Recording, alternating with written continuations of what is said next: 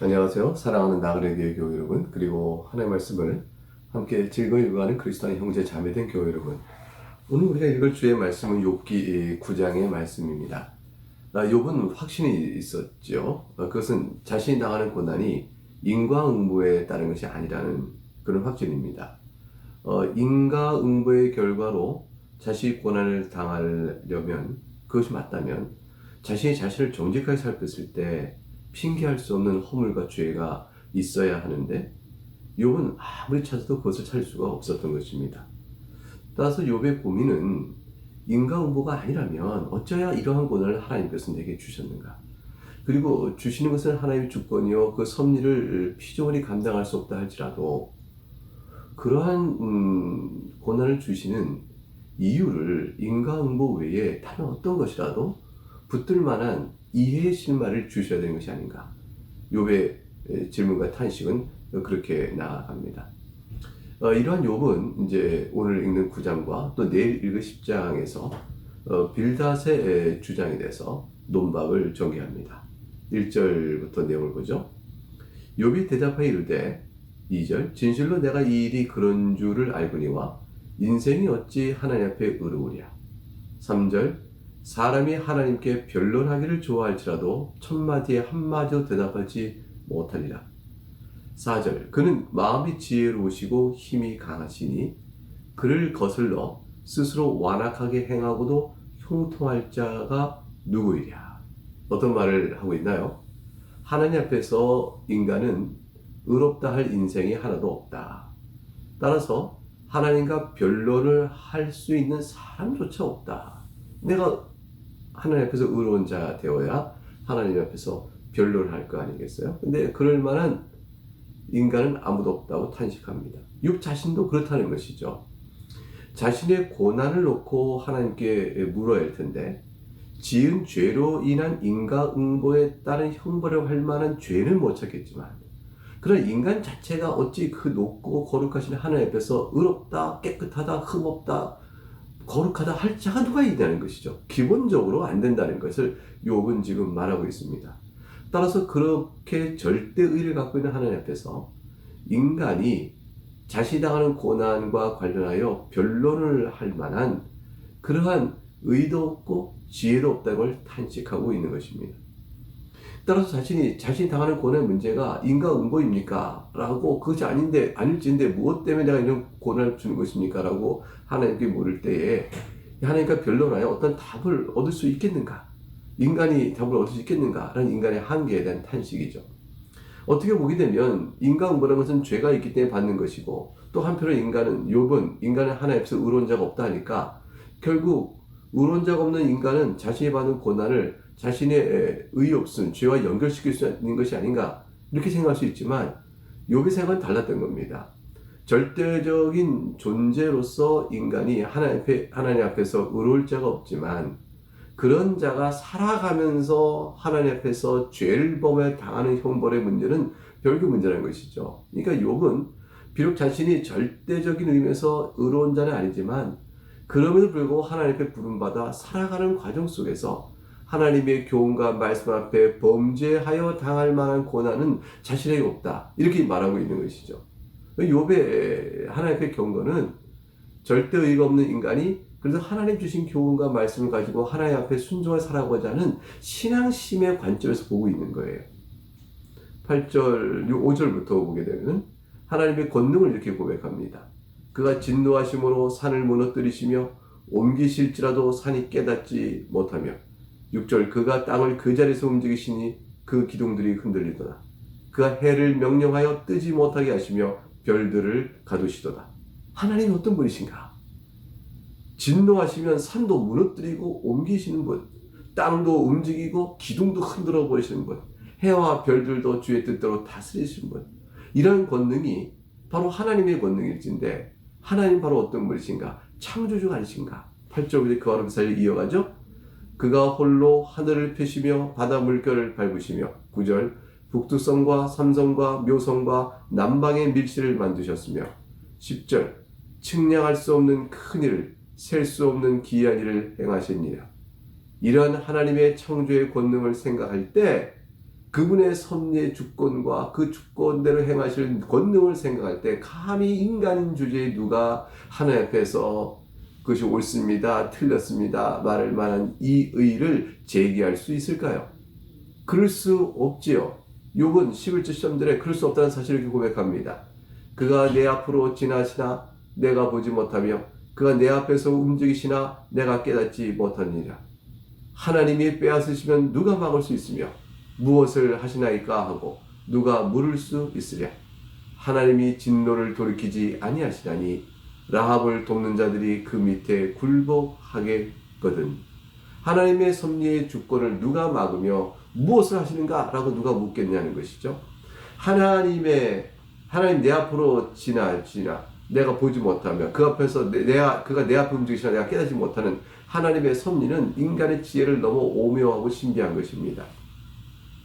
하나님 빼앗으면 빼앗길 따름이지 그걸 막을 수가 없습니다. 하나님의 권능은 그러고 하신 분입니다. 그런 하나님께서 진노를 행하시면 라합이라도 굴복하고 라합을 돕는 자도 다 밑에 굴복합니다. 여기서 라합이라는 것은 악을 행하는 사탄을 상징하는 세력을 뜻하죠. 그 어떠한 악의 무리라 할지라도 그 힘을 모아 대항하고 저항한다 할지라도 하나님께서 진노를 내시면 그냥 그 앞에 굴복할 따르는 것에 불과합니다. 하나님의 절대 권능과 위엄을 욥은 계속 고백하고 있습니다. 14절 그러니 그 앞에서 인간이 어떨까요? 욥이 지금 자신의 처지에 비추어 어떻게 말할 수 있을까요? 하물며 내가 감히 대답하겠으며 그 앞에서 무슨 말을 택하랴.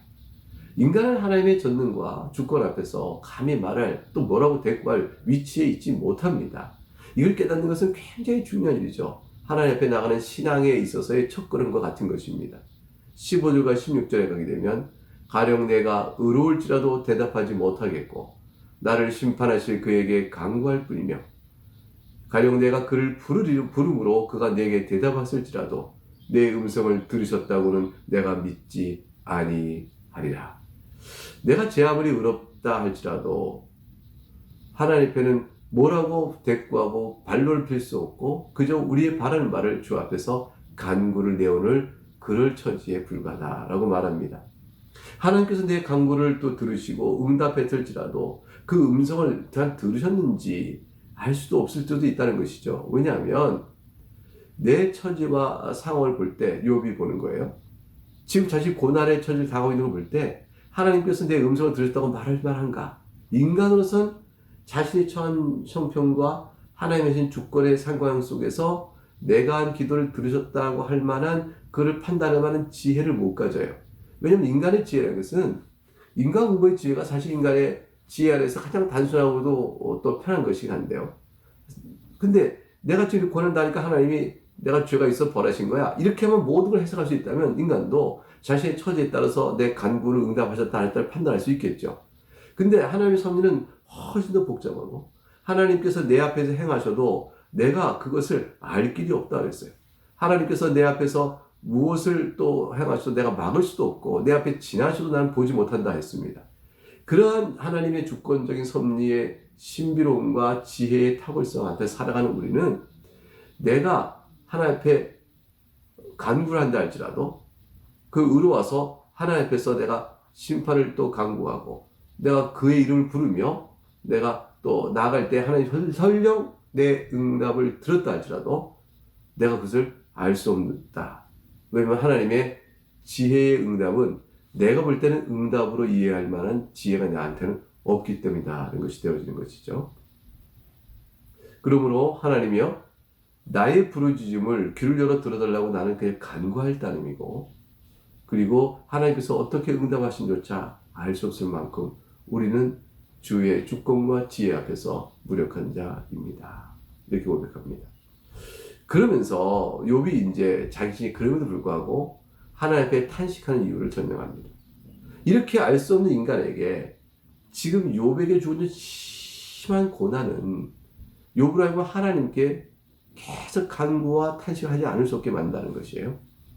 욥의 질문인 거죠. 이같이 인간이 하나님의 권능과 지혜 앞에서 아무것도 아닐진데 그렇다면 인간은 무엇으로 하나님을 믿고 의지할까? 이러한 인간에게 그래도 하나님을 믿고 의지하여 애를 쓰고 나가며 교훈 앞에 살아가고자 하는 자에게는 하나님께서 이렇게 저렇게 보이시고 이끌어 가시고 뭔가를 보여주실 때 그래도 미련한 우리가 더듬어 주 앞에 나아갈 수 있지 않겠는가. 근데 자기가 지금 당한 처지를 보니까 도무지 어떻게 하나님께 나아갈, 하나님을 붙들 만한 믿음의 끈, 줄기를 잡을 만한 것을 못 찾겠다는 것이죠. 하나님, 과연 그것을 내가 어떻게 봐야 하겠습니까? 내게 말씀해 주시는 거 아닙니까? 욥은 그것까지 묻고 나가는 거예요. 17절. 그가 폭풍으로 나를 치시고 까닭 없이 내 상처를 깊게 하시며 나를 숨쉬지 못하게 하시며 괴로움을 내게 채우시는구나. 까닭 없이 내 상처를 깊게 하신다. 이게 참 욥에게 중요한 거예요. 욥은 자신이 고난당한 것에 대한 이유를 도대체 하나님이 하셨다는 사실은 알죠. 근데 하나님께서 왜 그렇게 하셨는지 최소한 알만한 뭐를 보여주셔야 그래도 하나님 앞에서 고난당하면서도 믿고 의지하고 나가고 경건을 붙잡아 나갈 수 있는데 인간은 본래 그럴 만한 변론할 처지도 못하고 절대 의도 없고 권능과 지혜 앞에 아무것도 아닌 자인데 이렇게 까닭 없는 고난을 당하니 인간의 미련함 속에서 하나님을 어떻게 믿고 의지해 나가는 최소한의 믿음의 줄기를 붙잡을 수 있겠는가. 19절. 힘으로 말하면 그가 강하시고 심판으로 말하면 누가 그를 소환하겠느냐. 가령 내가 의로울지라도 내 입이 나를 정죄하리니 가령 내가 온전할지라도 나를 정죄하시리라. 내가 의로울지라도 하나님 심판 앞에서 나는 도대체 내 죄가 드러나지 않을 수 없고 내가 온전할지라도 하나님 나를 정죄하실 만한 이유가 있는 자일 것이라. 나는 온전하다 말은 21절. 내가 나를 돌아보지 아니하고 내 생을 천히 여기는구나. 하나님인 힘이 강하시니 하나님을 소원하여 물을 수도 없다. 하나님을 소원하여 드디어 하나님을 만났어요. 그런다고 이길 수 있을까? 내 입이 나의 죄를 정죄하고 또 내가 온전하다 할지라도 하나님 정죄하실 때 하나님 앞에서 인간은 아무도 의로운 자가 없으니 내가 과연 스스로 온전하여도 내가 내 스스로 내 생명을 돌보지 않고 천히 여기고 말 존재가 아닌가. 인간은 그게 아무것도 아니라는 거예요. 22절. 일이 다 같은 것이라. 그러고 나는 말하기를 하나님이 온전한 자라 악한 자라 멸망시킨다고 하나니. 23절. 갑자기 재난이 닥쳐 죽을지라도 무지한 자의 절망도 그가 비웃으시리라. 24절. 세상이 악인의 손에 넘어갔고 재판관의 얼굴도 가려졌나니 그렇게 되게 한 이가 그가 아니시면 누구냐. 하나님의 차별 없는 무차별적이십니다. 온전한 자나 악한 자나 다 죽음으로 멸망하게 말겠죠. 무지한 자의 절망이죠. 의 없이 자기 죄 없다 했다 할지라도 이 세상은 악인의 손에 넘어갔고 재판관의 얼굴도 가리우신 하나님의 섭리를 누가 막을 수가 있겠느냐. 무지한 자도 갑자기 죄를 닥쳐 죽으면 그냥 죽을 따름이니 세상은 악인의 손에 넘어가 버리고 재판관은 그것을 보고 재판할 자도 세상에 없는 상황 속에서 그렇게 된다 할지라도 의인이 이것은 무슨 세상이냐 외친다 할지라도 그게 하나님 하시면 욥은 인간은 무엇을 말할 수 있겠느냐. 욥은 이제 25절, 35절까지 30절 쭉 이어가는 과정에서 자신의 인생을 이제 탄식한 내용으로 전개돼 갑니다. 나의 날이 경주자보다 빨리 사라져버리니 복을 볼 수 없구나. 그 지나가는 것이 빠른 배 같고 먹이에 날아내린 독수리와도 같구나. 무슨 말이죠? 인생은 실로 속히 지나가고 그 가운데 무엇을 하려고 노력한다 할지라도 그 결과를 자신이 결정할 수가 없다는 단식입니다. 20절째 가령 내가 말하기를 내 불평을 잊고 얼굴빛을 고쳐서 즐거운 모양을 하자 할지라도 내 모든 고통을 두려워하오니 주께서 나를 죄 없다고 여기지 않으실 줄을 아나이다. 29절 내가 정죄함을 당할진대 어찌 헛되이 수고하리이까. 하나님께서 정죄하시면 인간의 수고가 모두 헛되고 말 것이니. 30절 내가 눈 녹은 물로 몸을 씻고 잿물로 손을 깨끗하게 할지라도 주께서 나를 개천에 빠지게 하시리니 내 옷이라도 나를 싫어하리이다. 어떤 자신의 노력으로도 하나님의 뜻에 정한 바에 앞에 서게 되면 아무것도 아니고 헛되게 될 따름이라고 말합니다. 이렇게 살핀 9장의 결론 부분은 결국 하나님 앞에서 자신을 변론할 가능성이 없으므로 체념할 수밖에 없는 인생임을 욥은 마지막으로 탄식하며 내용을 전개합니다. 32절부터 35절 말씀을 읽어보죠.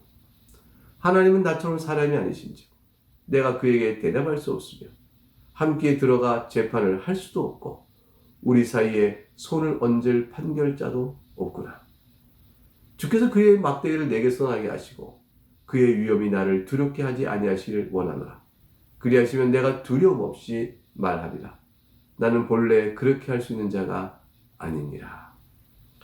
하나님을 향하여 판결을 바라는 욥의 심정을 강력히 표현하고 있는 거죠. 하나님과 우리 사이에, 나 사이에 손을 얹어서 판결할 자 누가 있을까? 하나님은 사람이 아니시니 내가 그에게 무엇을 대답할 수 있을까?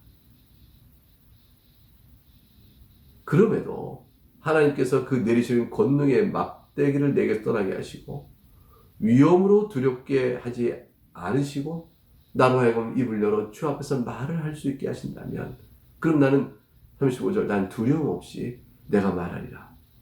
그러나 나는 본래 그렇게 할 수 있는 자가 아니니 하나님께서 나로 하여금 말할 수 있는 그런 기회를 주시기를 바란다 라고 말하고 있는 겁니다. 결국 욥은 9장에서 인간과 하나님 사이가 인간 도대체 하나님과 어떤 존재인가를 길게 쫙 설명했고요.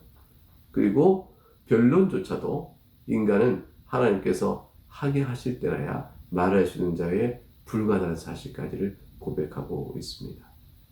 그러니 욥은 나중에 자신이 변론할 수 있는 기회를 줄 수 있는 하나님과 자기 사이에 어떤 위로자요, 구속자요, 중재자를 향한 간절한 소망까지 표현할 수 있게 되어진 것이죠. 자, 이제 그러면 욥은 무엇을 변론하고자 하며 무엇을 강구하는지 요하는 내용은 내일 살펴볼 다음번에 살펴볼 10장에서 살펴보도록 하겠습니다. 오늘 여기까지 말씀 읽습니다. 평안한 주와 함께 동행하는 하루가 될 수 있기를 주의 이름으로 축복합니다. 감사합니다.